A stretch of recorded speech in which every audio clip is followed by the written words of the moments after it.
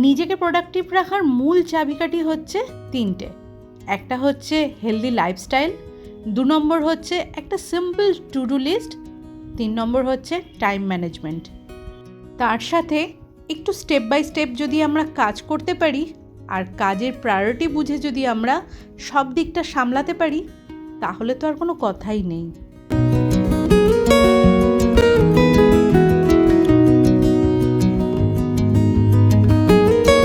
Hello everyone, good morning, welcome back to my channel. আশা করি তোমরা সবাই খুব ভালো আছো, আমিও ভালো আছি। আমার নতুন আর একটা এনার্জেটিক ব্লগে তোমাদের সকলকে স্বাগত জানিয়ে আজকের ব্লগটা শুরু করছি সকালে জল খাবার বানানো থেকে। ঘরবাড়ি অগোছালো সবারই হয়, আমারও হয়। সকালে ঘুম ভাঙার পর থেকে আমরা যে আমাদের ঘর সংসারকে সুন্দরভাবে সাজিয়ে গুছিয়ে রাখি অক্লান্ত পরিশ্রমের দ্বারা, দিন শেষে সেগুলো অগোছালো হয়েই যায়। আবারও পরের দিনকে সেই একই এনার্জি নিয়ে আমাদের ঘরবাড়িটাকে আমরা সাজিয়ে গুছিয়ে রাখি। এটাকেই তো বলে হোম মেকিং, তাই না? আর আমরা হলাম হোম মেকার। একটা সংসারে কত না কাজ থাকে। ঘরবাড়িকে সাজানো গোছানোর পাশাপাশি রান্না, খাওয়া, জামা কাপড় কাচা, পরিবারের প্রত্যেকটা সদস্যদের দেখাশোনা, না জানি কত কাজ। হিসেব বহির্ভূত এই সমস্ত কাজ আমরা কিন্তু প্রতিনিয়ত একা হাতে সব দিকটা সামলে চলেছি। শত ব্যস্ততার মধ্যেও আমরা প্রত্যেক গৃহিণীরা সবসময় একই চেষ্টাতে থাকি যে আমাদের ঘরবাড়িগুলো যেন সব সময়ের জন্য সাজানো গোছানো থাকে। খুব বেশি পারফেক্টভাবে না হলেও শুধুমাত্র যদি জায়গার জিনিসটা জায়গাতে থাকে, তাহলে অগোছালো ভাবটা কিন্তু একদমই থাকে না। আর এই তো এখানে এই মুহূর্তে আমাদের জলখাবার খাওয়া হয়ে গেছে। সকালে নোনতা সুজি বানিয়েছিলাম গাজর, বিনস, একটু আলু দিয়ে। কড়াইশুঁটিটা তো ফ্রোজেন করে রেখে দিয়েছি, এবার এত শক্ত ছিল কড়াইশুঁটিটা আর দিতে পারিনি। অন্য সময়তে আমি একটু ঝুড়ো ঝুড়ো বানাই নোনতা সুজিটা, আজকে একটুখানি ওই নরম মতো বানিয়েছিলাম।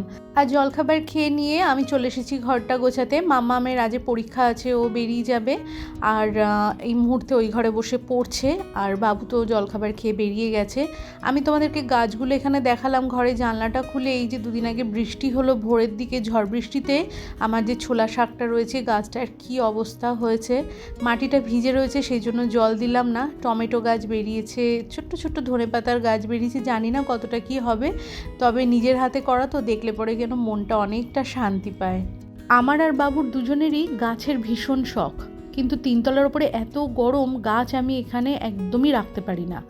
একতলার রকে বেশ কিছু গাছ রয়েছে, ওখানে তো অতটা রোদের তাপও নেই, বেশ সুন্দরভাবেই রয়েছে। তবে বোগেনভিলিয়া গাছটাও একতলাতে ছিল, কিন্তু ওখানে রোদ বেশি যায় না বলে ফুল ধরছিল না। তাই ওপরে 3 তলায় নিয়ে এসে, যেখানে ট্যাঙ্কির ওপরে আমি ওই সিজনের ফুল গাছ লাগাই, ওইখানটাতে রাখাতে বেশ সুন্দর ফুল হয়েছে। সেটা আমি তোমাদের সাথে আগেও শেয়ার করেছি। আর এখানে জানলার পরে ওই ধনেপাতার গাছ আর টমেটো গাছ এই সমস্তগুলো যা হয়েছে আর কি, এখনও অবধি তো দিব্যি রয়েছে। এরপরে যখন চড়া গরমটা পড়বে তখন কি হাল হবে আমি জানি না। আদৌ এগুলো বাঁচবে কি না সেটাও বুঝতে পারছি না। তবে গাছে তো সার হিসাবে তেমন কিছু দিই না, চাল ডাল ধোয়া জল, তারপরে রসুনের খোসা ভেজানো জল, এইগুলোই ব্যবহার করি আর কি। দৈনন্দিন জীবনে আমরা গৃহিণীরা যতটা প্রোডাক্টিভ থাকতে পারবো, ততটা কিন্তু আমাদের সংসারের জন্য ভালো। শুধুমাত্র সংসার নয়, এটা কিন্তু আমাদের মনের ওপরেও অনেকটা প্রভাব ফেলে।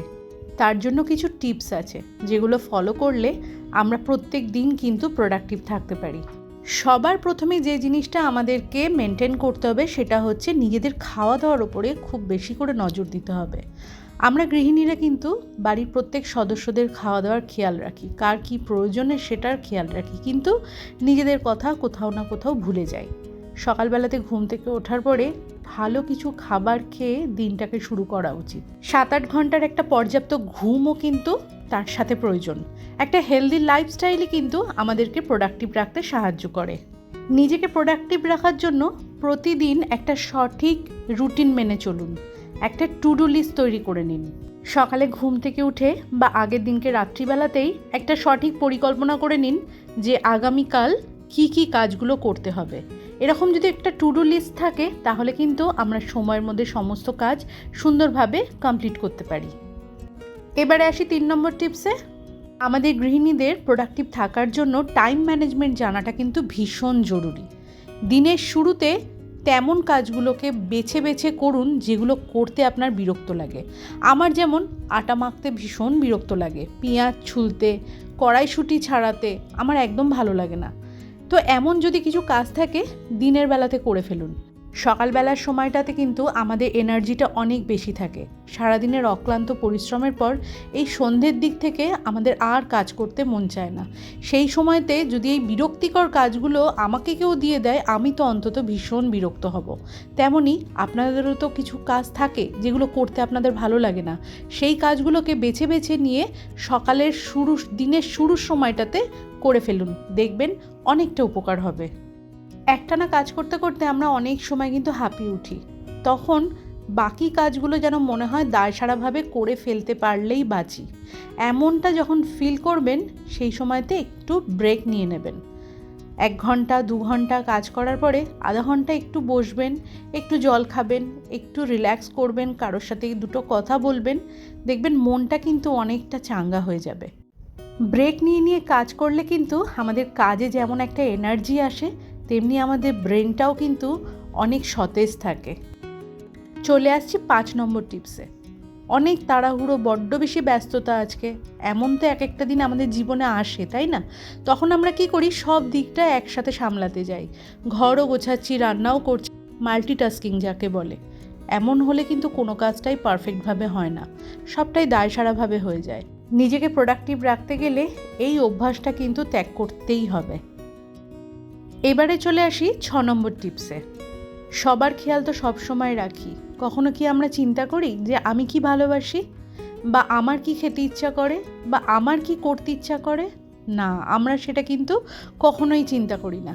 অন্যের ভালো লাগাটাই কোনো একটা সময় নিজের ভালো লাগা হয়ে ওঠে।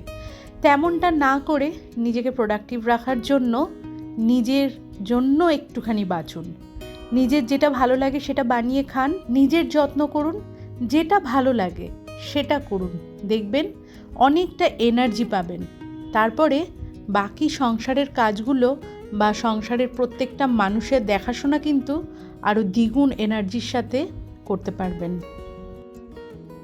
ওয়াশিং মেশিনটা চালিয়েছিলাম, সমস্ত জামাকাপড়গুলোকে মেলে দিলাম, আর যে সমস্ত জামাকাপড়গুলো কাঁচা হয়েছিল সবটা ভাঁজ করে জায়গায় গুছিয়ে দিয়ে এবারে চলে এসেছি দুপুরে রান্না করতে।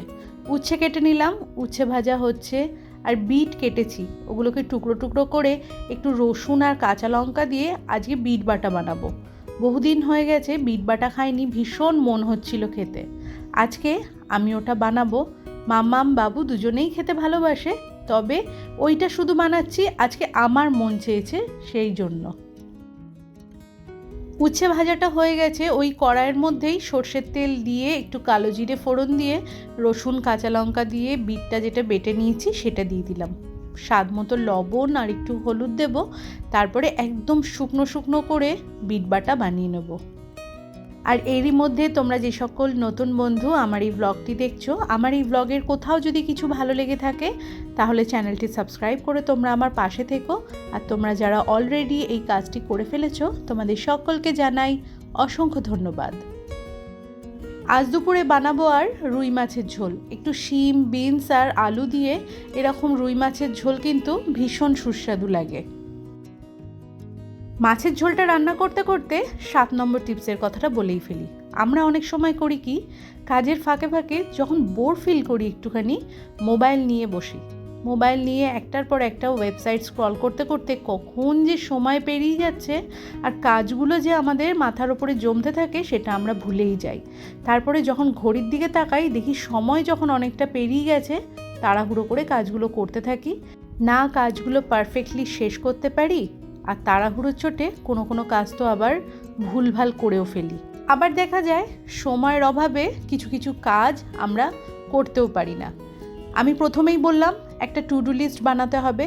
লিস্ট অনুযায়ী যা যা আমাদের কাজ আছে সেগুলোকে আগে করতে হবে। কাজের গুরুত্ব অনুযায়ী, সময়ের গুরুত্ব বুঝে সেই কাজগুলোকে আগে কমপ্লিট করে নিয়ে আমরা ফ্রি টাইমে মোবাইল আর টিভির ব্যবহার তো করতেই পারি, সেটা তো আমাদের রিল্যাক্সের টাইম, তাই না?